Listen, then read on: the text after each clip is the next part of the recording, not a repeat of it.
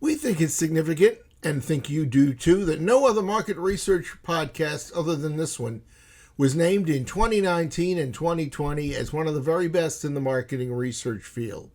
So we're proud that Research Business Daily Report not only is the podcast of which we speak, but that for the last 10 years we've been providing you with unparalleled reports, Monday through Thursday most weeks. And we are now known as the research industry's only daily research video blog. So enjoy this edition of RBDR and any of our past or future reports, but please lend your support for this research news video series. You can see on the screen to my left and to your right here and now, where you can go online in order to do that. I'm Bob Lederer. I'm now in my 26th year as the respected voice in market research. Every consumer-focused business has had to have spent extraordinary time and attention responding to and simultaneously anticipating changes in consumer behavior because of the impact caused by the coronavirus. Now, we spotted and were blown away with an interview on this very subject between McDonald's president and CEO Chris Kempczinski by McKinsey Company's senior partner Greg Kelly. Kempczinski had been hired in November 2019 to take over the presidency, so he barely had time to move into his office before COVID hit. But he says that from the start of his tenure, he emphasized to everyone around him the need to ask and to listen about how McDonald's could better support the organization's franchise holders. And that had a lot of value when COVID hit. It disrupted operations like nothing before.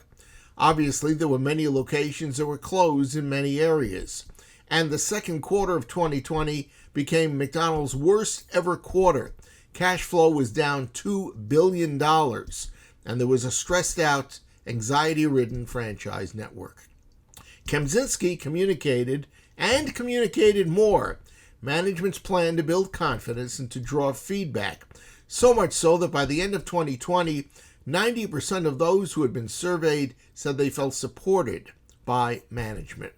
So, what was McDonald's reaction to consumer behavior that literally had been turned upside down by the virus? Well, at the start, Kempczinski says by his own admission that it wasn't very good. Best practices were not being shared, he said. We had too many instances where a country or market was almost making up the playbook as they went along, he said.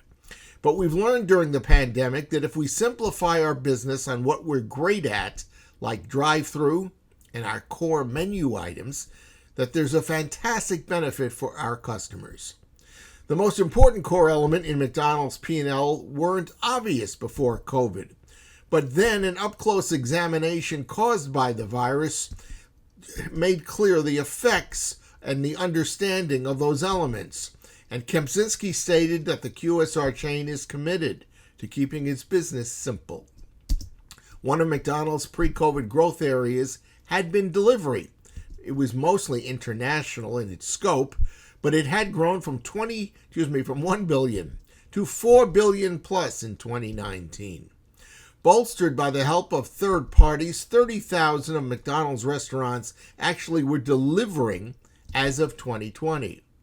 Drive-through was another area of growth. It had been offered in 95% of U.S. outlets before COVID, and yet in 2020, McDonald's productivity got even better. Average delivery time to get food in the hands of consumers had been cut by 30 seconds.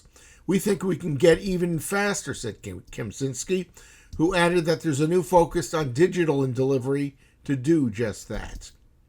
Customer service scores have improved globally at McDonald's. Productivity and restaurant-level margins have too. Kempczinski revealed that reduced levels of customer dining is expected to continue even after COVID. So McDonald's has launched a loyalty program. It's called My McDonald's Rewards this year. And it hopes to serve a dual purpose, generating delivery data to McDonald's versus that same information which to this point has been going straight to the third-party delivery services. Perhaps the greatest change for McDonald's happened in its marketing. We were stuck in a traditional mood, Kempczinski says. We were broadcasting as opposed to really engaging our customers in their areas of passion.